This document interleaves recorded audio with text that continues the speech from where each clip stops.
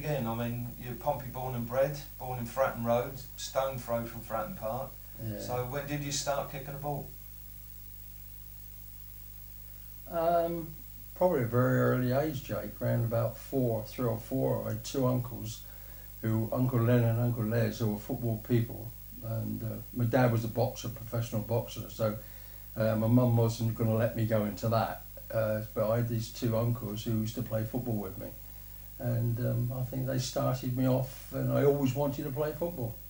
So obviously school first. Yeah, Arundel Street School. They were, you know, where Tesco's are now down in the town. I mean, that used to be my school because I lived in Creswell Street Flats, and I played for them. And I remember playing one game, and I scored about five goals of the 11 we won. And but I was a winger. I was a goal scoring winger, Jake. I was a greedy little devil. I always wanted to score goals. So you played school level, and obviously you were pretty good because you played for Pompey boys. Yeah, I think Ray, in school games, I think they always got scouts out there, and I was very fortunate in that Eddie Lever was manager of the club, and his best pal was Mark Brooks, who was headmaster of Milton School, and I played for the youth team with, obviously, Mark was the manager, and he must have forwarded my name on to Eddie Lever. In as much as we got a goal scoring winger who's never on the wing, but he always scores goals. So that the next minute I'm up Fratton Park for a trial, and you know, and from then on I never looked back really, Jay. The thing is though, it could have been either football or cricket, because not a lot of people know that you were a pretty good cricketer as well. Yes, that's it. Well, that's what it was. Years ago, what you did, you had a summer season of cricket, then you had your winter season of football. As once April arrived, it was the cricket bats out and the gloves and the pads on and playing cricket. And I was very fortunate that I was, you know, a wicket keeper, and I scored runs. And before I knew where I was playing for Pompey schools, Hampshire schools, and recommended to go down for coaching down at, it used to be in Portsmouth then, Hampshire cricket. And so there was a decision for me to make, you know, was it be football or cricket? And my biggest love, obviously, being a common boy, was football. I mean, no disrespect to the lads who played cricket, but they all had their own bats and they had their own pads and they had their mums and dads taking them round, and I didn't have that. I mean, I was just a Creswell Street boy, you know, a bit rough really when I found I was with the, you know, the posh boys. Even when I was travelling around with the cricket team, I felt a little bit uneasy. You know, we travelled down to Bournemouth to play and up to Brighton to play for the county, and I found it a little bit uneasy. But with football, they always seemed to be my type of person. So you're into the Pompey youth team, and then the next step up is the combination team, the reserves. So you'll start to play at sort of big stadiums, because the reserve teams played at Highbury and they played at White Hart Lane, and you know, obviously in that league it was southern based. You didn't really travel up north to play, did you? So, no. But you must have thought when you're playing at White Hart Lane and Highbury as a 18, 19-year-old that you're getting somewhere with football. Before I went into the army and I started playing in these reserve games, I was a bit overawed by it all, but I still used to score my goals, so that was always with me. But I was always a little bit uneasy. It wasn't until I sort of come out of the army that I began to, you know, sort of stand up for myself and feel at home and you know, and be sort of one of them. I was always a little bit quiet. I was always in the background and I wouldn't say anything. And we had people like, who was running us at that time in the reserves, Cliff Parker. You know, he played in the cup final for Portsmouth, and I remember him having me at a coaching session, and he said to me, I'm going to show you now, Ray. He said, how to chip a ball into the box. And I said, oh.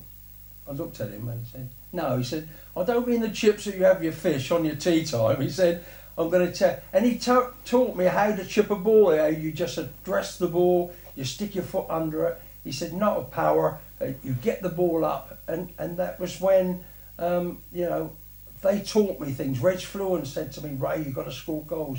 Cliff Parker said, Ray, your control's got to be better. You know, and I had people at Fratton Park who had done it. And if you've done it, you stand back and you listen to them. And if you want to get on, you listen to your coaches, because if you don't, you're going to be out the door. Can you just talk about your Pompey debut? Yes, we reported back for pre-season training, and I couldn't wait to get at it. You know, I was one of those people. Hadn't been asthmatic until the age of 14. I had this new lease of life from then on, when I used to run.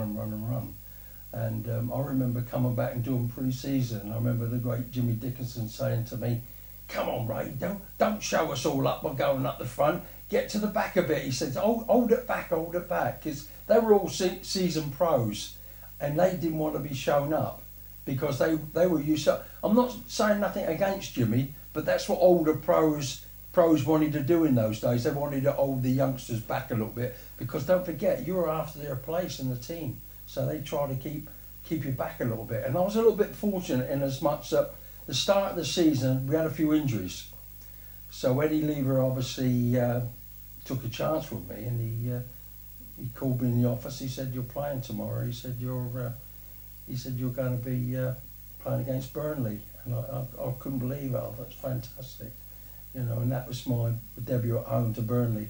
How did the game go?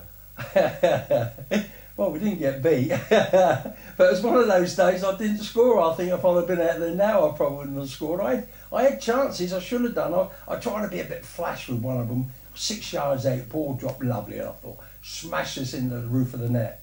Of course, I put it in the Milton Park, and I went sourly.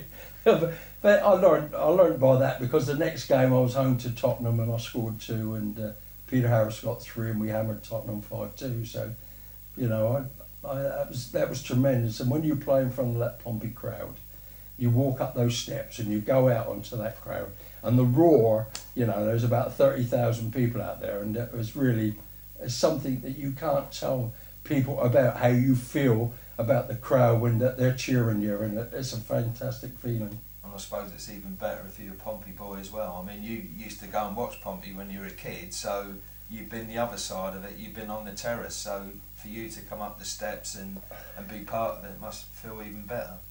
That's right, Jake. It's, you know, born in Fratton Road, local boy, standing on the terraces with my mates, watching Pompey play, all the star players that have been there before me, and there I am, you know, years later, sort of playing out there with them, and it's a great feeling, and to score a goal and get the crowd and the players coming at you, patting you on the back when you scored for your hometown team, fantastic feeling. Quite a remarkable story on your early days playing for Pompey is the day you got married, which is, I know a few people know this story, but I think it'd be great if you can just go through it again for us. Well, I had a granny who was very good with money, and Granny Alverson said to me, "My boy," she said, "if you get married before the 12th of April, you get all your income tax back."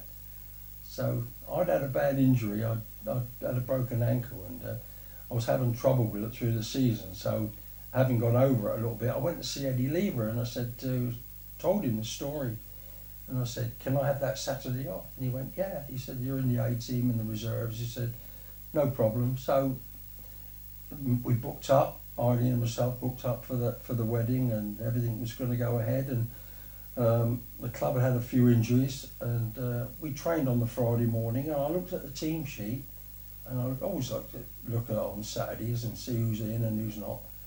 And there I was, down to play. I went, "Oh no, I'm getting married tomorrow." Said to the lads, I said, "You better go up and see the manager." So I went upstairs, saw Eddie Lever, knocked on his door. "Mr. Lever, can I have a word?" He said, "Yeah." He said, "I said you got me down to play tomorrow. I'm getting married." He said, "Yeah, well, we've got a few injuries, Ray." He said, "You know, you have to play." I said, "Well, I don't know about that." He said, "Well, you'll have to." So I said, and with that he looked round at me. He said, "What time do you get married?" I said, 1:15. He said, "Oh, don't worry about it." He said, "You don't have to be here till 2:15. He said, "We'll have a taxi on for you." And that was it, Jake. I ended up getting married, coming to Portsmouth after the taxi driver dropped me off. Wife going back to the hall, wait with everybody else. And we played Blackpool that day. And for years after, I always thought that I'd had a bad game. I'd laid on the goal for Derek Dugan. We lost 2-1 to Blackpool, and I always thought I had a bad game until you did my book for me, and we looked up the records, and it said in the Sports Mail, if everybody had put as much effort into this game as Ray Crawford, we could have got a result out of this game, and that bucked me up. Although it was 40 years later. That's a great story, though. Great story. I don't think many other people have got married and played pro football on the same day.